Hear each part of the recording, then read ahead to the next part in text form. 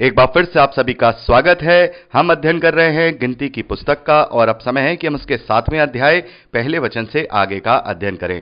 जैसा कि मैंने आपसे कहा था कि आप 7वें, 8वें और 9वें अध्याय को पढ़कर ही इस रिकॉर्डिंग को सुनिएगा, तो आशा करता हूं कि आपने इन्हें जरूर पढ़ लिया होगा।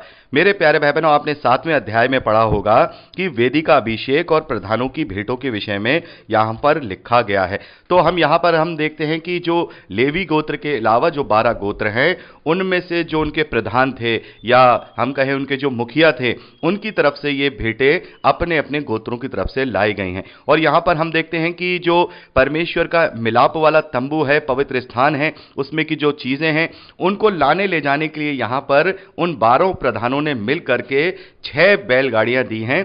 6 बैलगाड़ियां ऐसी हैं जो बिल्कुल कवर्ड वाली हैं, जिसे यहां पर लिखा गया है छाई हुई गाड़ियां, यानी कि ऐसी बैलगाड़ियां जो ऊपर से कवर्ड होती हैं। एक बैलगाड़ी तो वो होती है जो खुली होती है, लेकिन एक ऐसी बैलगाड़ी जो ऊपर से कवर्ड होती है, जिसमें मंदिर का या हम कहें मिलाप वाले तंबू की जितनी भी सामान वस्तुएं हैं उनमें लेकर एक स्थान से दूसरे स्थान में ले जाई जाएंगी। तो यहां पर 6 गाड़ियां उन्होंने यहां भेंट की हैं। दो दो प्रधानों ने मिलकर एक गाड़ी और एक एक प्रधान ने एक एक बैल वहां दिया है, यानी कि 6 बैलगाड़ी, 2 बैलों का जोड़ा एक में लगेगा, इस प्रकार से वहां पर दिया गया है। और हम वहां देखते हैं उस प्रकार से मूसा ने लेवियों को उनके कार्यों के अनुसार, जैसा कि हमने पिछले अध्याय में पढ़ा था कि क्या क्या कार्य बांटे गए हैं। चौथे अध्याय में हमने देखा लेवियों के जो कहाती कुल हैं उनको कर्तव्य बताए गए, गर्शेनी के कुलों को कर्तव्य बताए गए, मरारी के कुलों को कर्तव्य बताए गए।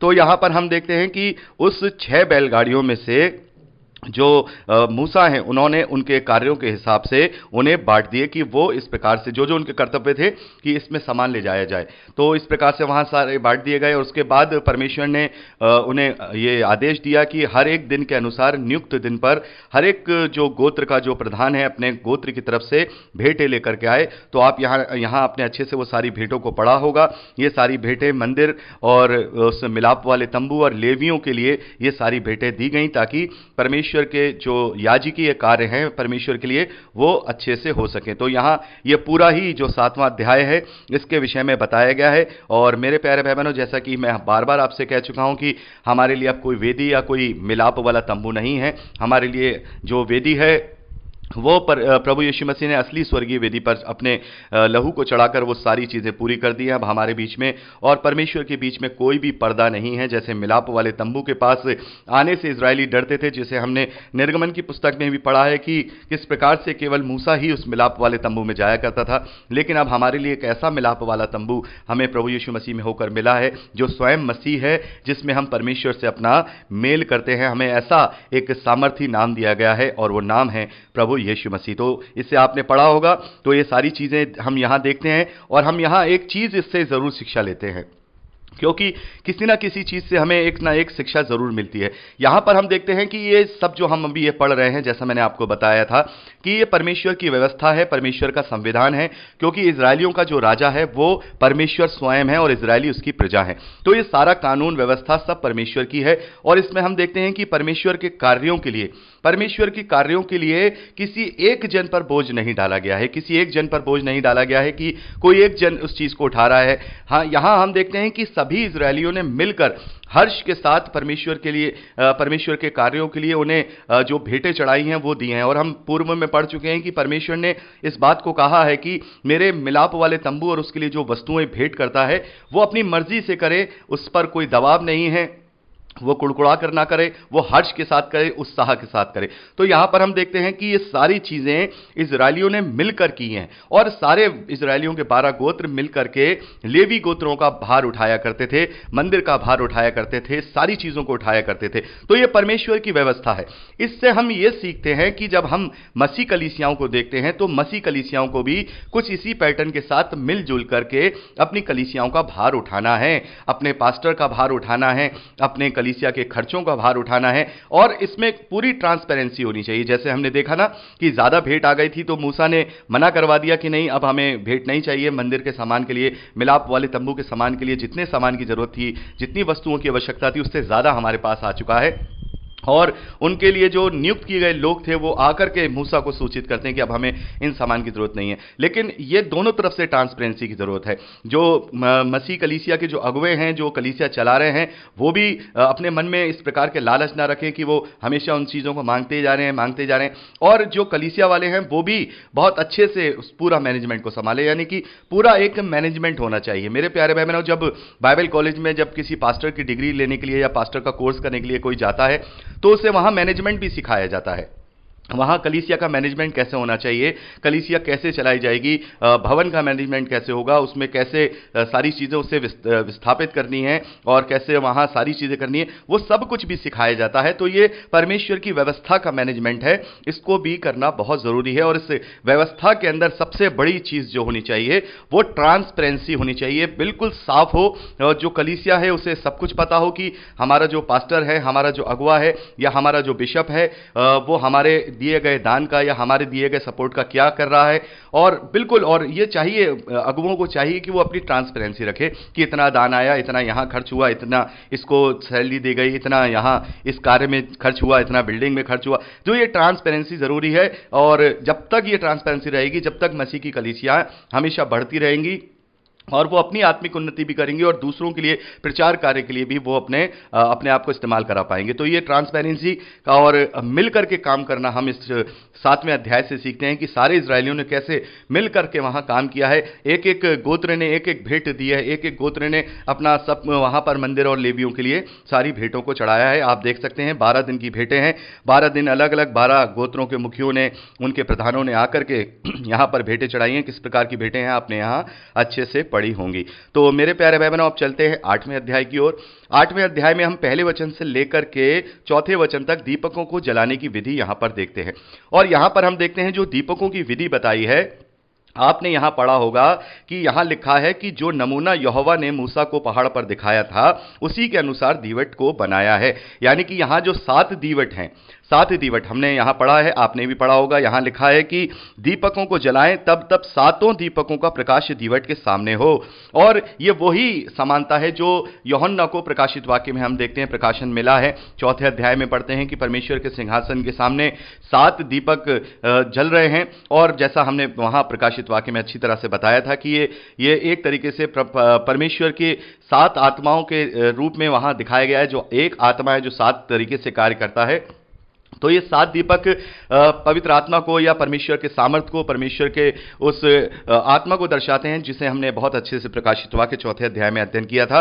और यहाँ जो ये दीपक है, जैसा कि हम जानते हैं कि सब कुछ प्रतीकात्मक है, सब कुछ एक तरीके से फोटोकॉपी है। जो स्वर्ग में की वस्तुएं हैं उनकी सारी फोटोकॉपी यहाँ पर मिलाप वाले तंबू में दी गई हैं और सारी चीज़ों का एक प्रतिबिंब यहाँ दिया गया है। तो ये जो दीपक हैं वो भी एक तरीके से उन्हीं का प्रतिबिंब है, पवित्र आत्मा का प्रतिबिंब है जो 7 तरीके से कार्य करता है। तो ये सारी चीजें हम पहले वचन से लेकर के 4थे वचन में देखते हैं 8वें अध्याय में।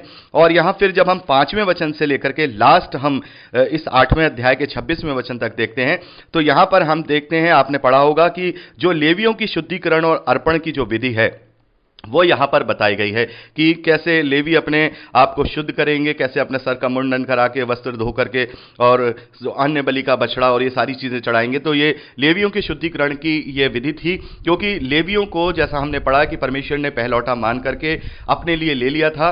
और लेवियों के बदले में जितने भी इजरायलियों के पहलौठे थे जिन्हें परमेश्वर ने कहा वो मेरे ठहरेंगे, परमेश्वर ने उन्हें उनके बदले में लेवियों को अपना पवित्र पहलौठा ठहराया था। तो इस कारण से उनकी शुद्धिकरण की जो विधि थी वो जरूरी थी। इसीलिए यहां पर हम लेवियों की शुद्धिकरण और उनके अर्पण की विधि को पढ़ते हैं। और आशा करता हूं कि आपने इसे अच्छे से पढ़ लिया होगा। इसमें कोई भी ऐसी बात नहीं है जिसे हम विस्तार से डिस्क्राइब करें। ये सारी चीजें अब जिसे बोल सकते हैं इतिहास की बातें रह गई हैं, क्योंकि प्रभु यीशु मसीह ने अब हमें इन सब चीजों से छुड़ा दिया है। अब हम प्रतिबिंब की नहीं वरन उस सच्चे वेदी और सच्चे याजक की, उस सच्चे महायाजक की जो सच्चाई है उसे जानते हैं और हमारे लिए वो बलिदान चढ़ाया जा चुका है। इसलिए अब हमें इन सब चीज़ों की ज़रूरत नहीं है। हम केवल इन्हें इसलिए पढ़ेंगे ताकि हम ये जान पाएं कि ये सारी चीज़ें हुआ करती थी और हमें किस तरीके से इन सब बातों से छुड़ौती मिली है, छुटकारा मिला है केवल विश्वास के द्वारा, और कैसे हम आत्मिकता में अब प्रबल किए गए हैं। तो यहाँ पर 8वें अध्याय में हम यही सारी बातों को पढ़ते हैं। आपने इसे पढ़ लिया होगा। तो 9वें अध्याय में हम अब बढ़ते हैं आगे। 9वें अध्याय में हम पहले वचन से लेकर के 14वें वचन तक हम दूसरी बार फसह के पर्व को मनाए जाने का वर्णन देखते हैं। मेरे प्यारे भाई बहनों, यहां पर हम देखते हैं ये जो घटना है ये दूसरे साल के पहले महीने की घटना है। दूसरे साल के पहले महीने का मतलब ये है कि जब जो इजरायली हैं मिस्र देश से निकले हैं तब से लेकर अब तक करीब 1 साल 1 महीना हो चुका है। और हमने देखा था वो किस रात निकले थे मिस्र से, जब उन्होंने पहला फसह का पर्व मनाया था। यानी कि इजरायलियों ने पहला फसह का पर्व मिस्र में मनाया था, उस रात को मनाया था जब परमेश्वर ने सारे इजरायलियों के पहलौठों को बचा लिया था और मिस्र के क्या पशु, क्या मनुष्य, क्या बड़े लोग, उन सब के पहलौठों को वहां पर खत्म कर दिया गया था, वो मर गए थे। और परमेश्वर ने उनके पहलौठों को बचाया था, उन्हें मृत्यु के दूत से बचाया था। इस कारण से वहां उन्होंने पहला फसह मनाया था। अब यहां पर वो 1 साल होने पर दूसरे फसह का पर्व मनाते हैं। तो ये सारा वर्णन हम यहां पढ़ते हैं और आपने यहां पढ़ा होगा। और इस तरीके से अगर हम देखें तो जो इजरायली थे जब मिस्र की गुलामी से निकले हैं और वो मोआब तक पहुंचे हैं और जो यरदन का जो पूर्वी तट है, जो हम कहें यरीहो देश का जो पूर्वी जो एरिया है, जो दीवार है, वहां जब पहुंचे हैं तो 40 साल का समय लगा है, 40 साल का समय लगा है।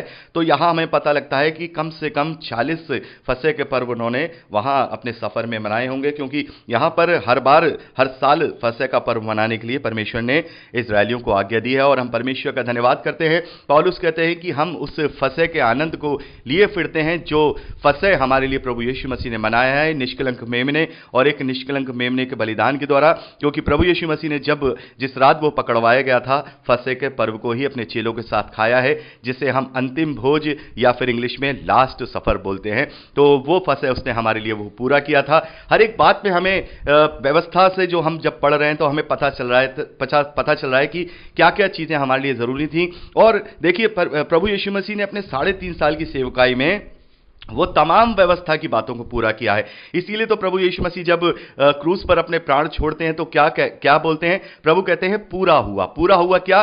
जो कार्य व्यवस्था के उसे दिए गए थे, उसके कंधे पर दिए गए थे, उसने कहा वो पूरा हुआ। सब कुछ उसने पूरा कर दिया। उसने सारी चीजों को वहां पर पूरा कर दिया। एक एक चीज आप यहां पढ़ रहे हैं, अगर आप अच्छे से पढ़ रहे हैं, अध्ययन करें तो आप देख रहे होंगे एक एक चीज वहां पर प्रभु यीशु मसीह ने इस व्यवस्था की अपने जीवन से वहां पूरी की है। यहां तक कि याजकीय जो चीजें थी, उनके लिए शुद्धिकरण की जो चीजें थी, महायाजक की जो शुद्धिकरण की जो शर्तें थी, वो भी प्रभु यीशु मसीह ने अपने जीवन से पूरी की हैं। और पवित्रता के साथ हर एक व्यवस्था को उसने अपने जीवन से, अपने बलिदान से पूरा कर दिया है। और फसह के पर्व को भी उसने यहां पर मना दिया। एक ही बार का फसह, जिस फसह का उत्सव हर मसीह विश्वासी अपने हृदय में लिए हुए फिरता है। और हम उस फसह का आनंद ऐसे लिए फिरते हैं कि हम उसकी मृत्यु को अपने हृदय में लिए फिरते हैं, क्योंकि हमारा विश्वास है कि उसके मर जाने से उसे कोई मार नहीं सकता। बहुत बार ऐसा होता है कि इस बात को लेकर के लोग नहीं समझ पाते हैं। वो बोलते हैं कि प्रभु यीशु मसीह हमारे लिए मारा गया, गाड़ा गया और फिर वो तीसरे दिन जी उठा। लेकिन मेरे प्यारे भाई बहनों, प्रभु यीशु मसीह हमारे लिए मारा नहीं गया है, प्रभु यीशु मसीह हमारे लिए मरा है। उसे कौन मार सकता है? वो हमारे लिए खुद मरा है। वो हमारे लिए खुद मरा, उसे फिर गाड़ा गया और फिर वो तीसरे दिन मुर्दों में से जी उठा। तो मेरे प्यारे भाई बहनों, इस प्रकार से यहां हम पहले वचन से लेकर के 9वें अध्याय में 14वें वचन तक दूसरी बार फसह के पर्व को मनाए जाने के वर्णन को देखते हैं, जिसे आपने आशा करता हूं जरूर पढ़ लिया होगा। और 15वें वचन से लेकर के 23वें वचन तक यहां निवास स्थान पर जो अग्निमय बादल छाया रहता था, जिसके विषय में हमने निर्गमन की पुस्तक 40वें अध्याय 34वें वचन से लेकर के 38वें वचन तक पढ़ा था कि जो बादल जब तक तंबू में छाया रहता था तब तक तंबू को आगे नहीं बढ़ाया जाता था, उसको वहीं रखा जाता था और इजरायली उसके आसपास नहीं आया करते थे। और जैसे ही जब वो बादल, वहां परमेश्वर का जो बादल था, जो उसमें अग्निमय बादल था, जब वो उस तंबू पे से हट जाता था तब वो उसको निवास स्थान को दूसरी जगह ले जाया करते थे, उसे बाइंड अप करते थे। उसे फिर जैसे अभी हमने पढ़ा, जो बैल वगैरह सब दिए गए, जो गाड़ियां वगैरह दी गई, उसमें वो सारा सामान लाद करके आगे के सफर का अपना वो प्रस्थान किया करते थे। तो इस बात को हम अच्छे से निर्गमन की पुस्तक में पढ़ चुके हैं। जो अग्निमय बादल छा लेता था उस मिलाप वाले तंबू को, तो यहाँ पर आशा करता हूं कि आपने हमने जब निर्गमन की पुस्तक पढ़ा था तब अच्छे से समझा होगा। तो यहाँ पर हम 9वें जो अध्याय है उसको भी देखते हैं। तो मेरे प्यारे भाई बहनों, अब हम 10वें अध्याय की ओर आगे बढ़ेंगे। यहाँ पर हम देखते हैं 10वें अध्याय में पहले वचन से लेकर के 10वें वचन तक हम देखते हैं कि यहाँ चांदी की 2 तुरहियों के विषय में वर्णन मिला है। चांदी की 2 तुरही हैं और मैं चाहूंगा कि इन तुरहियों के विषय में हम अगली रिकॉर्डिंग में बात करें 10वें अध्याय पहले वचन से। तो प्रभु आप सबको आशीष दे। Praise the Lord. जय मसीह की।